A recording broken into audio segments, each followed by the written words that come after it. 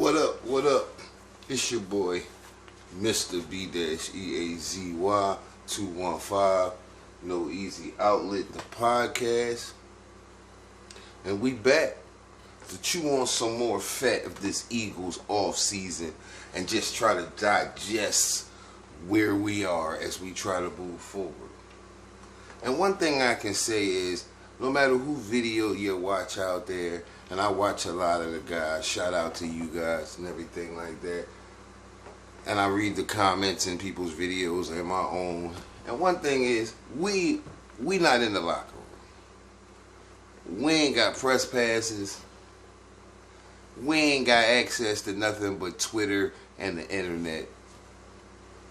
So, I say that to say, we all trying to just digest information and come to conclusions and use some common sense that don't even apply to situations that you would think would be common sense, but clearly is not. So, I'm just saying, when we attacking guys' credibility, when we attacking other Eagles fans and calling their Eagle fandom into question, I just think we just need to, just a little bit, because we truly don't know. I mean, when the reports and things was coming out about Wentz, there was a great percentage of the fan base that, oh, everybody's lying, this, that, to the third, they don't want to see, you know what I mean? There was that percentage of the fan base. Then certain things come out, certain people say things that's true, and it's like, oh, okay, that was, you know, so we just don't know, because we will never know until it's our time to know. Like everything else in the world, we never know truly until it's our time to know. So, you know, like the Barrett Brooks situation, to attack Barrett Brooks and just, you know, I mean, if you saw the interview on the Dan Sileo show and you watched it and you digest, there was context to what he said. You know what I mean? Maybe he shouldn't have named Covey. I mean, once he said his name, I don't know what reaction everybody else expected to happen. Of course, even if it was like 100% to the T, he would have had to walk it back anyway. So I just don't understand why people was jumping out the window like, see, he said. If a guy who thinks that he's talking to you, let's say, off the record, just a general conversation, because Barrett Brooks is a former Eagle, a guy that a lot of guys respect, even if you don't now because of that. But there's a lot of guys that respect Barrett Brooks. You know, two guys at post games when the Eagles is winning and losing, that you trust their voice, him and Seth Joyner, the same. So, I say that to say, like, if you saw, like I said, the interview, there was context to it. Like he said, based off of what was said to him by him, he took it as this is what he meant. And he related it to his own situation in the media and all that. You know what I mean? Whatever. But I mean, once again, I don't know what we expected to happen. I mean, it really is true, like, this team, from the coach, the quarterback, to A.J. Brown, to everybody from Sean Desai to Brian Johnson, who took the podium all year, made statements that in later interviews they had to walk back, clarify, and everything like that. So and I mean, and if we being honest and we calling a spade, like, this don't just look like anything we've normally seen before, like a team that just lose some games. This didn't look like that. So there was clearly something. But once again, maybe he shouldn't have put his exact name to it, because even if it was off the record or just a conversation, like, you should know better than to kind of launch a guy under the bus, because what did Barrett Brooks think the response would be once you put his name out there? He not like a A.J. Brown or somebody who can stand on business. If this what I said, do what you gonna do, because it'll hurt you more than it'll hurt me. Like, yeah, Covey's not in that position. So he, as a special team player, I believe he undrafted, barely make the team every year. I mean, he led the NFL, but come on now, he's crash test dummy for a reason. He's not that special. Like, let's keep it 100. Yes, he in the NFL, and I know I ain't returning kicks or nothing, but come on now. Like, be honest with yourself. Like, come on, we surprised to hear the stats that say what they say about him, because we know what our eyes tell us. Like, come on, let's keep it a beam. Like, so what was to be expected when he say, if that is the case, like, except for him to walk it back, he'll be lucky to be on the team. And you know what I mean? You don't want to be the guy who's the name source, because with all the other stuff coming out, everybody looking at you like it's you. So I'm just saying, let's take everything with a grain of salt, because we don't know.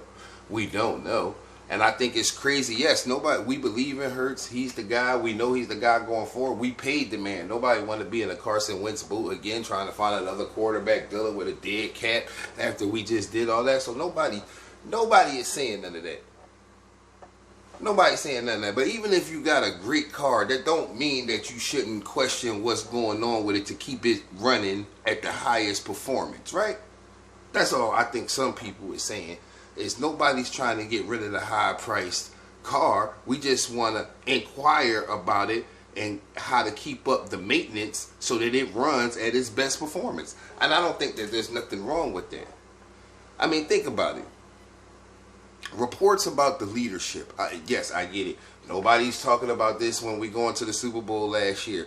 Okay, but we're not going to the Super Bowl this year, and we are talking about it. Because you want to go back to the Super Bowl and win it, right? And you can't get there if you just sweep everything under the rug. That's life, relationship, work. When things is going wrong and you sweep them under the rug, do they ever usually get better? No, they don't. They start to fall apart worse. And that mountain, you start tripping over those mountains that you sweep under the rug because you never dealt with it. You never vacuumed and cleaned it up. You just left it there. So, you know, whatever it is needs to be figured out. And when the things come out about the leadership,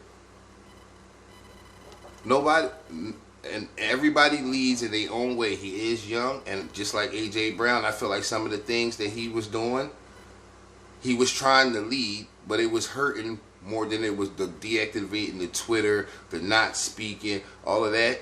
Maybe he was trying to be a leader because he ain't, you know what I mean, but it came off bad because he's learning and growing into a leadership role, same as Hurts.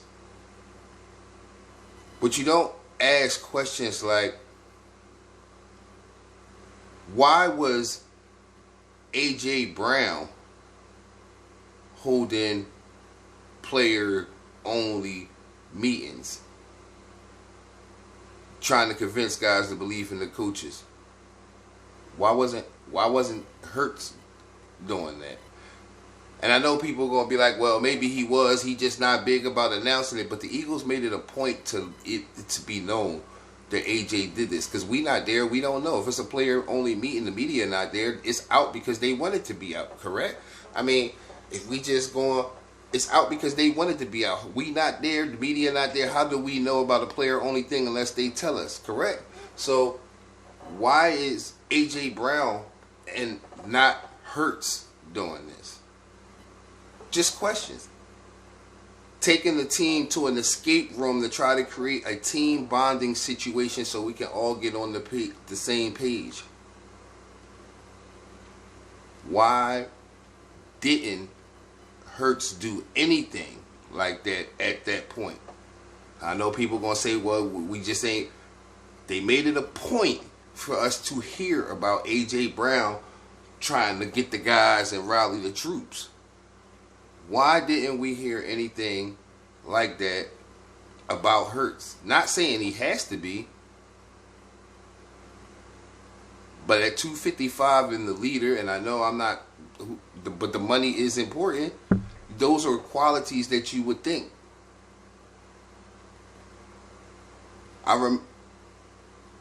We crushed a guy for going hunting and all that other stuff and not hanging with the guys and doing all that stuff. The measuring cup, I'm just saying, are we measuring out of the same cup for the same position? That's all I'm asking. But nor here nor there. Two totally different people, different situations, but questions nonetheless. So when the reports come out about leadership, think about what you know.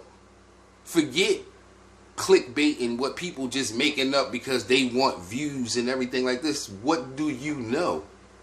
With everything that was going on, you heard about different guys you know, Mulata and Kelsey and them getting together during the Christmas thing. You heard about different things going on. You never heard, that's all I'm saying. Just asking the question. So when these things come out, I'm just saying with a grain of salt, like, it is fathomable. Let's keep it fathomable. Everything cannot just be unfathomable. Love the guy, hate the guy. For everything that we saw go on with the Doug Peterson, Carson Wentz era, I just think that we should be open to possibilities. I'm not saying label a guy, put him in the same situation, but maybe we should be looking. Just keeping an eye out. Checking in to make sure that we don't repeat history.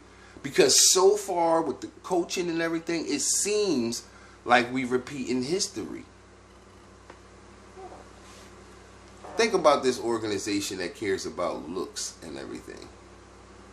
This is the optics of the firing of Brian Johnson and Desai and Matt Patricia, and the keeping of Nick Sirianni. An organization that cares about what it looks like. Well, man, did they do a great job of making Brian Johnson and Sean Desai look completely incompetent. I mean, they didn't really do those guys any favors. And now you bringing in Vic Fangio, who they respect and they coveted and wanted. So it's almost like he has more, you know, love and respect in the building than Nick already. So that's going to be him and his guys. Offensive coordinator Nick's not going to do. He's going to have his guys. So Nick's going to be like really the odd man out in that coaching room. So imagine being a slinky of a coach, right? No spine or nothing like that. You come in there, you talking to your guys, they looking at you like, okay, they don't like what you say, we just gonna go over top of you, go talk to this coach, talk to that coach, and we just might go up to Howie. See how we creating on the road, you could become the very thing that you're trying to avoid on the road to trying to avoid it. Like, this is starting to seem like a cowboy situation, a Jerry Jones situation where the players trump the coaches and they go talk to Jerry. Like, we don't want none of that. We laugh at the dysfunction that goes on in that nation, and we are seeming like that type of whatever that is going on here. Like, what is that? What is that? And how much of Jalen Hurts' prime and good years are we wasting? This year was a waste because of incompetence. Like, the coaching that was around him, the play calling, everything was a waste. Now we have to hope that he can adjust and learn to a new system and grow in that very quickly and be successful. Because if it takes time and they don't get out to the greatest start, strength of schedule, they were a playoff team and everything like that. So, you know what I mean? It could lead to him having another new coach, which would be his third coach, who could also want his own DC and OC, even though that's not the structure of the Eagles. But that don't mean that if it ain't successful, they're going to retain these guys. So it could be a whole wave of just constant change. Constant change when if you could have ripped the Band-Aid off this year. I mean, I just don't see how Nick walks into a locker room full of men to be a leader of men when everybody knows that you basically been neutered. So when you walk in there and you trying to be authoritative to people, I just don't know how that's going to play off. Because guys, especially like men amongst men, that type of thing It'll get called out real fast. It'll get old real fast. I don't know. That's going to be crazy. I don't know how this dynamic is going to work. And it seems like it's going to be more dysfunction. The Vic Fangio situation. I'm just so done with this scheme. I mean, granted, we got the guy, the best capable guy. So if it doesn't work this year, if the defense is still what we've been complaining about since 500 plus yards in the Super Bowl and maybe before that,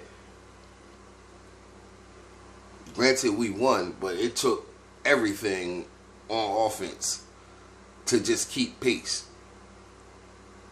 That's a lot of, that's a lot. That's a lot. That's what we was asking Jalen to do this year. Are we going to hope he grow and strong and grow into that to be able to carry it longer than 11 games? If you ask me, he should get MVP. Jalen Hurts should be MVP of this year just based off of the circumstances, the incompetence, and the lack of play calling, the lack of protection, and the way that they were able to get to the playoffs and even get out to 10-1. You look back at all of that's going on now, and maybe Jalen Hurts should have been definitely still in. I mean, granted the turnovers, but I mean, realistically, when you break the situation down, he should be in the MVP conversation to carry this team and to carry that lame duck of a coach the whole way, the way that he did until it just wore. It seems like it just wore on him, like we've seen NBA. LeBron trying to carry his team back in the day, and then down the stretch it just become too much because he been playing 40 minutes, 40 to 40 something minutes, and just ain't got no gas left in the tank. That's what it seemed like happened. That's definitely what it seemed like happened.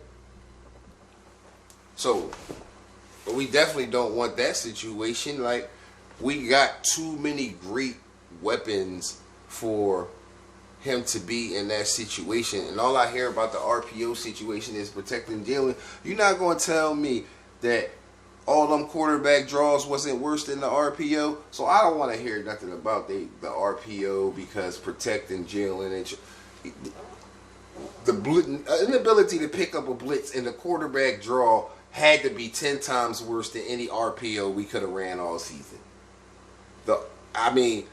The amount of quarterback draws and the lack of picking up a blitz and the number of times where he was forced to just scramble and run on his own, ridiculous. Ridiculous. But it's gonna be plenty more. We on OC watch now. Now we on OC watch to see how we gonna pan out this coaching staff and try to get ready for next year. So I'm be tuned in. Y'all be tuned in. It's your boy, Mr. B-EAZY 215. No Easy Outlet.